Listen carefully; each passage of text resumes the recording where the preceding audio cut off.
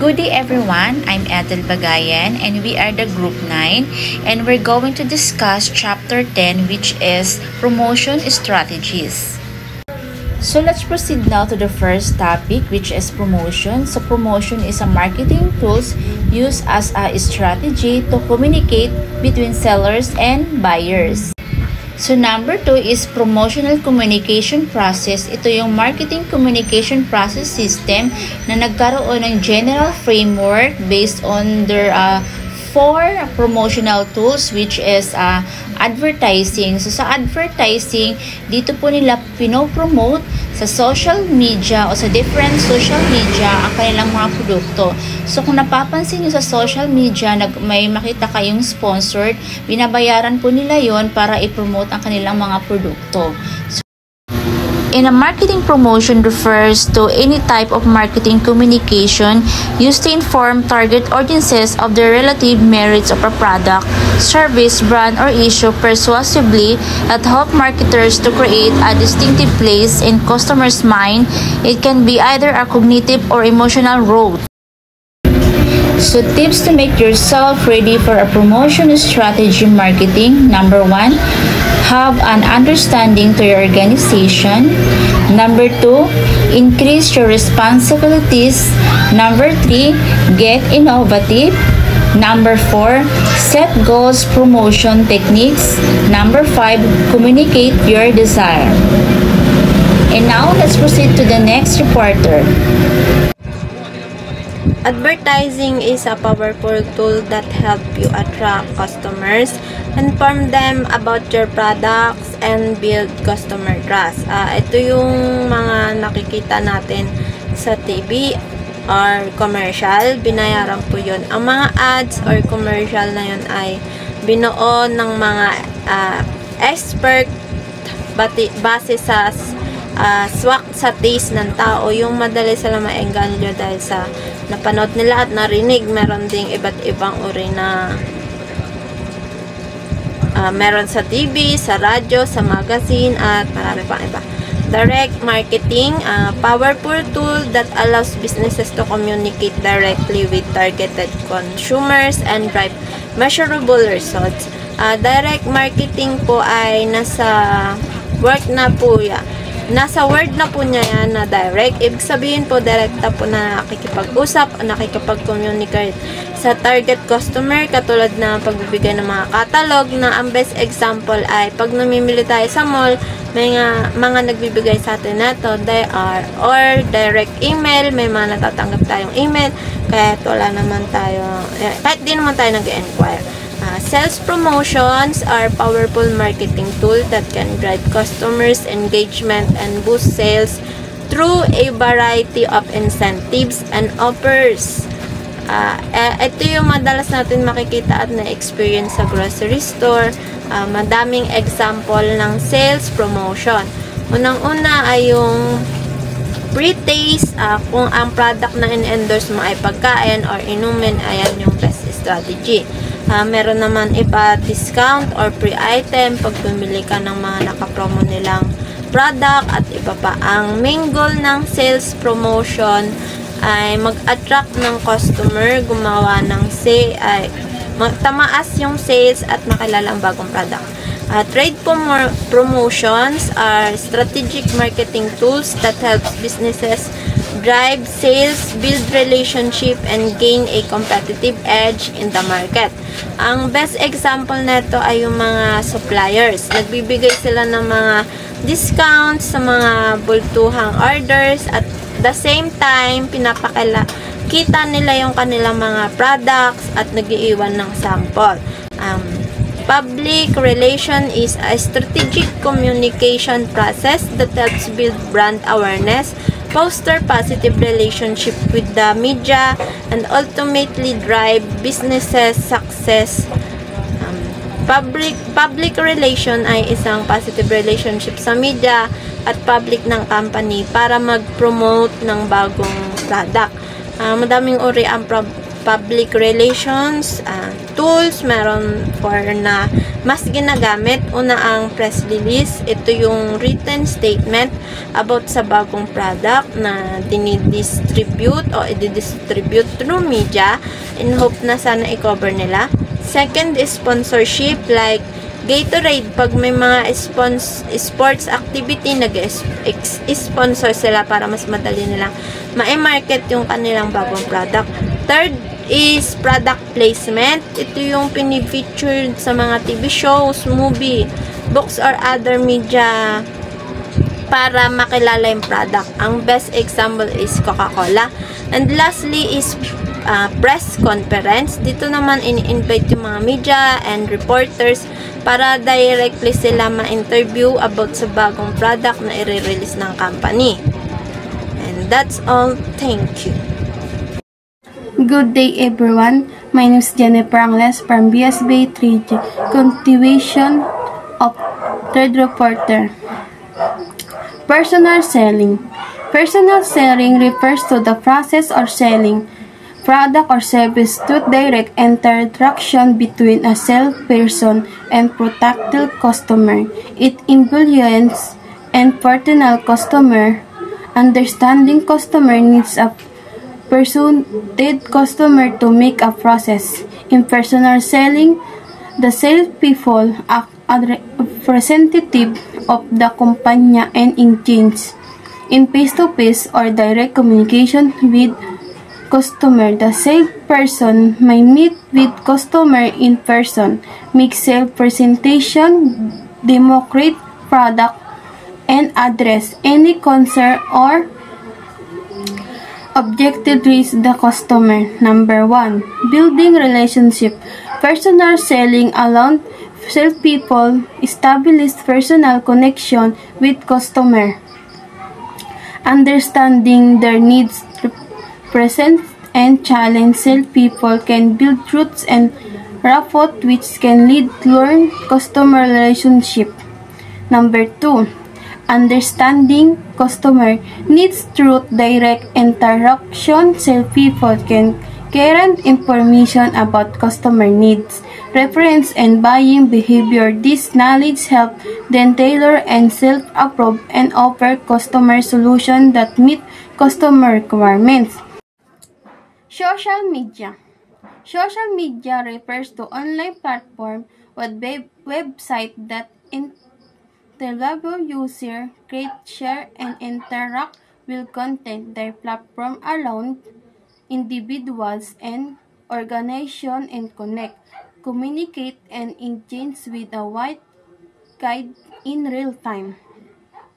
Number 1.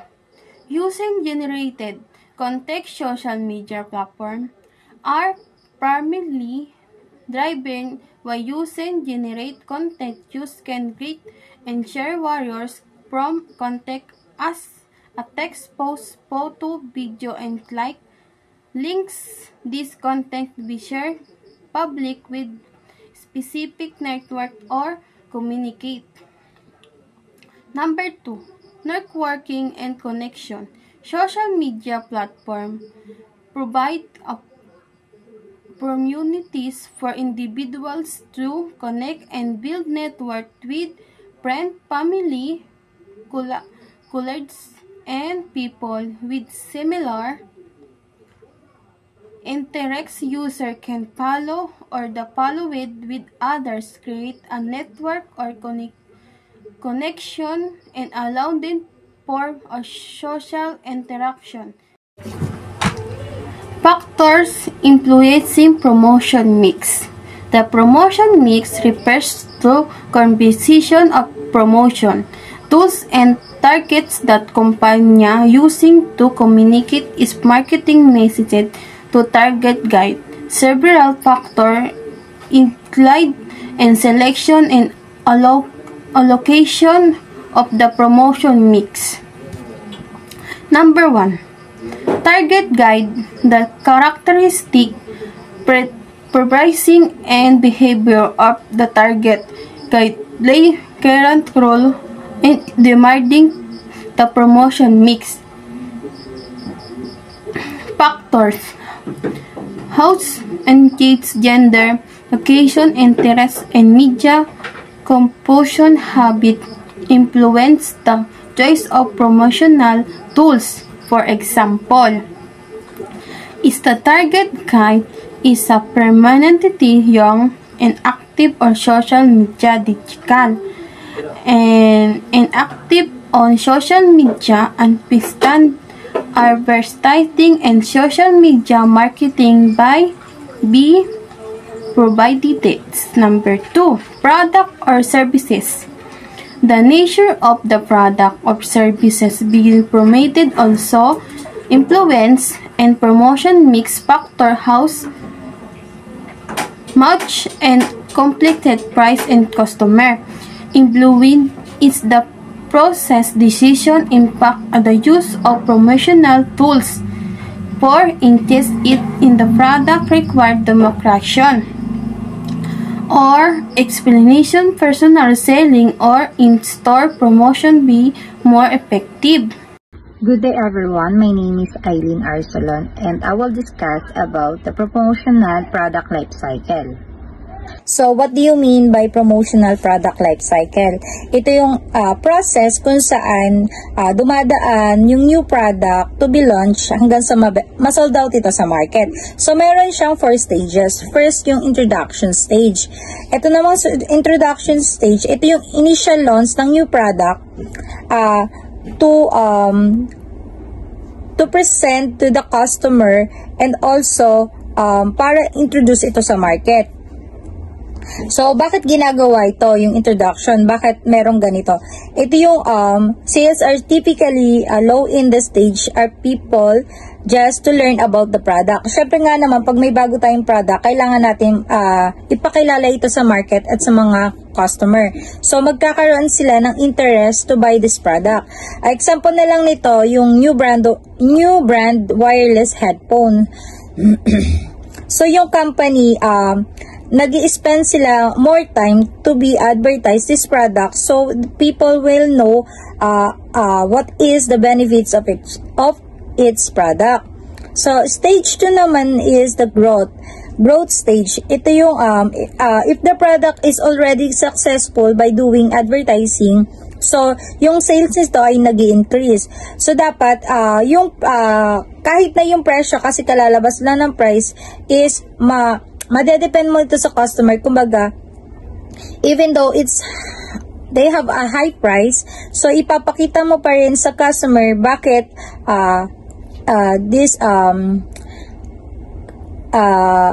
maganda itong bilhin compare sa mga old the product na.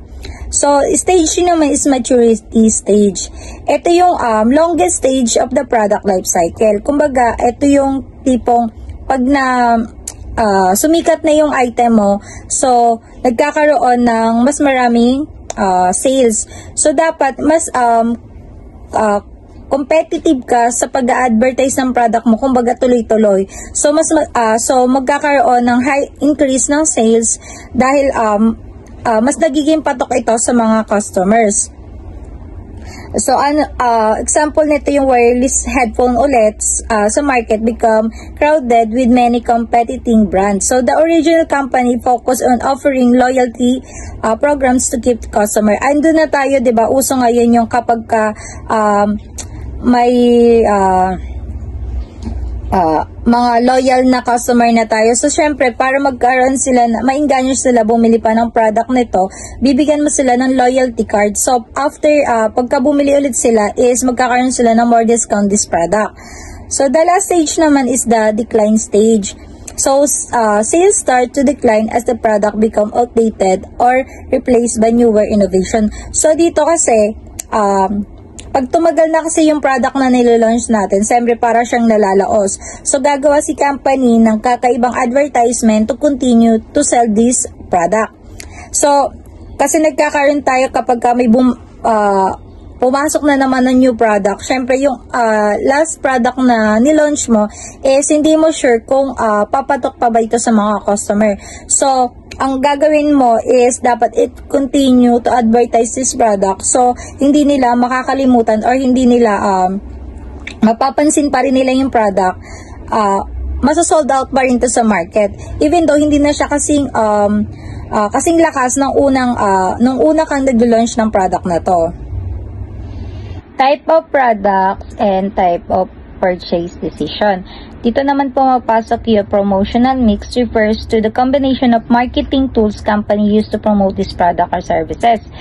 These tools can be include advertising, public relations, sales promotion, and personal selling. So nga naman, more on advertisement, ito talaga yung ginagamit. So, magkakaroon ng promotional mix for the product will depend on the nature ng product and the purchase decision process, target market. Meron siyang high involvement product. So, yung high involvement product, ito yung more on, mag-i-spend ka ng time to advertise this product, lalo na yung mga cars, yung mga iPhones, mobile phones, and mga new product na mamahalin. Syempre, kailangan mo siyang, how you depend to the customer, the new product. Kasi, syempre, pagka tayo nga naman, kapag mahal yung product, or patok yung product, syempre, dapat marami kang kailangan i-consider to promote this product. Unlike dito sa low involvement product naman, ito yung typically na nabibili lang natin sa mga convenience store. Kumbaga, ito yung lagi natin pang araw-araw na ginagamit. Even though kailangan natin i-advertise to dahil marami tayong competitor,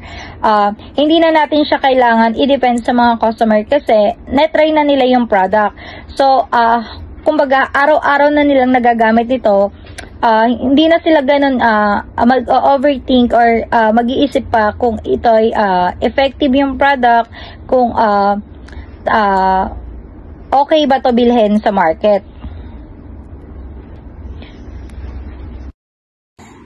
Target market characteristic and consumer readiness to purchase.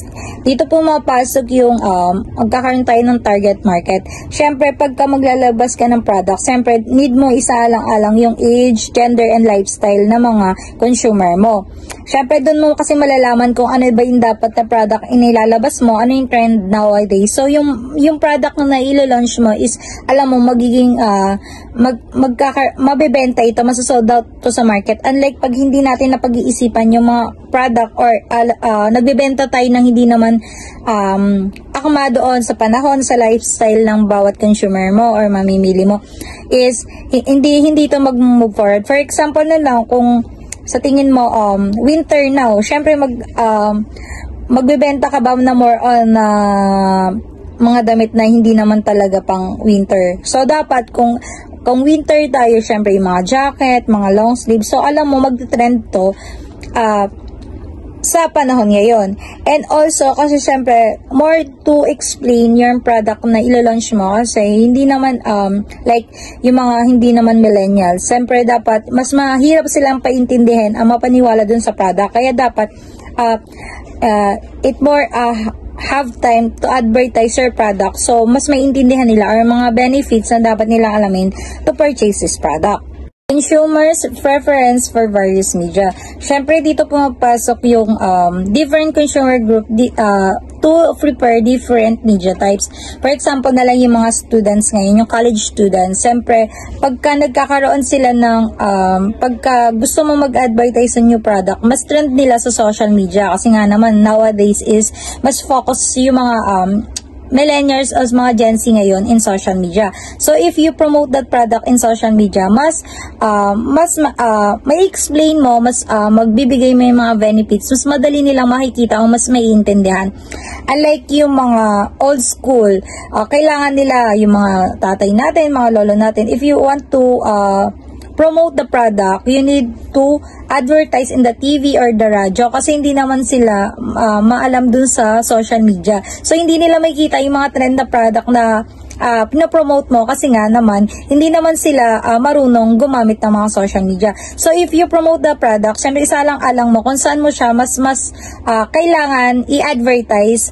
Hindi lang sa isang channel, kailangan different types of channel mo siya ipopromote. So, yung product mo is mabilis ma-sold out o mas makikilala ng mga consumers mo. Regulation and competitors can influence promotional strategy. For example na lang nito, yung Philippine Republic Act 9211 restrict tobacco advertising to the point sale and media mandated cigarette box with health warning and creates no smoking zone in public places. So company must also consider competitors' ads to create competitive edge. So in differentiation nito is can be achieved through above the line, below the line, and combined promotional mix which can include public relation, television, radio, and print advertisement. So ito nga na in example nito yung mga cigarettes. So 'di ba uso ngayon yung mga vape na hindi na masyado yung kasi sa mga kabataan mas prepared nila is yung vape, e-vape or unlike e-cigarette, unlike sa mga cigarette ngayon like Marlboro. Syempre nagkakaroon kasi nito restriction sa lugar. So dapat ikaw marunong kang how to do an advertisement or makilala yung product mo. So, mas madali itong masosold out sa market. And kailangan kung magkakaroon ka ng advertisement, syempre dapat sumunod ka sa rules, sa law, para hindi ma-restrict yung product mo. Syempre kasi naman, sa mga kabataan ngayon, marami nang gumagamit. Syempre, dapat yung product, kung alam mong risk ito sa health, dapat more on explaining the sa mga tao o yung mga possible na pwede nilang possible na effect nitong product na to. Availability of media. This must also be considered that top-rated TV show and events can sell out quickly. Diba, syempre pag maglalabas tayo ng product, yung mga CDs or mga advertisement or some clips, syempre dapat alam natin kung ano yung mas patok ngayon sa mga tao. Syempre, ikaw ba naman maglalabas ka ng mga TV show or magkakaroon ka ng advertisement na hindi naman swak or hindi naman patok sa mga tao. Syempre, dapat dapat inaalam mo kung maglalabas ka ng isang advertisement sa product. Dapat alam mo kung ano yung mas mabilis na nasusold out, yung mas prepared na mga tao. So, magkakaroon ka ng fast moving dun sa product na yon or sa nilalaunch mong product. Integrated Marketing Communication or IMC. Ito yung strategic approach to marketing that focuses on unifying a brand message across the communication channel. Ito yung ginagamit ng mga company to promote their product. First is printing marketing. Ito yung mga newspaper, magazine, and brochure. Doon nila ipinopromote yung mga product nila, like more on yung shoes, yung mga damit. Syempre may kita nila yung fitting. And kung maganda yung featured nun ng pagkakalagay mo ng product, is magkakaroon sila ng interest to buy this product. And syempre ilalagyan mo kung ano yung mga benefits ng product, kung ano yung kagandahan ng product, why they need to buy this product. Next one is banner ads. Ito yung are graphical advertising display on the website. More on yung mga sa mga damit, diba? Kapag or may mga bago silang movie na pinapalabas, nilalagay nila sa banner ads. May kita mo more on mga billboards, ganon. Para ma-promote nila yung product, magkaroon ng interest yung mga tao. Syempre nga naman, lagi nila nakikita yung banner na yun sa labas. So, pag may mga bagong palabas, may kita nila, magkaka-interest sila na kahit hindi sila more on social media, is may kita nila na may mga bagong palabas o may mga bagong mga labas na mga damit yung isang company. The next one is landing pages. These are web pages are people directed after clicking on the ads. Ayun yung mga parang dito yung mga promotional advertisement, dito mo makikita. Next, yung email marketing. This involves sending emails to the potential current customer to promote product and or services. Ito yung sa mga Gmail natin, di ba? Or sa LinkedIn. Ayun, di ba, more on maraming send the messages and email na mayroon sila mga promotion sa product nila. Also dito yung mga sa mga flights, 'di ba?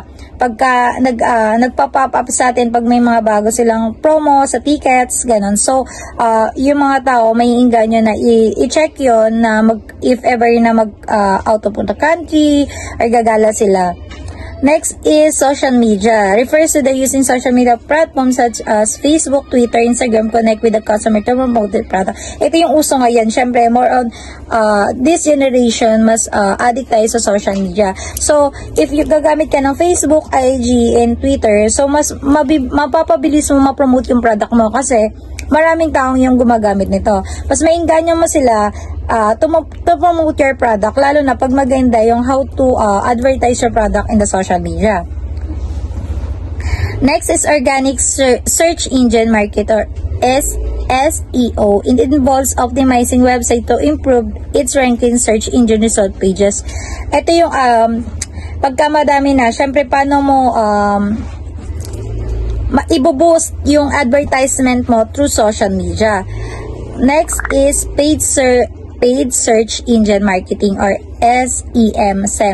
This involves paying to the ads display as the top of SERPs. So, ito yung, di ba pag nagbebenta ka sa Facebook, di ba mag-avail ka na i-boost yung account mo. So, mas maraming tao yung nasa top ka. So, mas maraming tao yung magkaka-interest. Syempre, dapat mag-invest ka rin para ma-promote yung product mo. Kasi hindi naman lahat ng product, like hindi ka pakilala yung product, is magkaka-interest na sila. Syempre, nandun yung paano mo ipa-process to boost your advertisement to promote your product. The last one is direct mail marketing. This involves sending physical mail to potential current customer current customer to promote product or services. Ito naman yung example ng IMC campaign. Yung company could run online print ads or commercial to promote the product.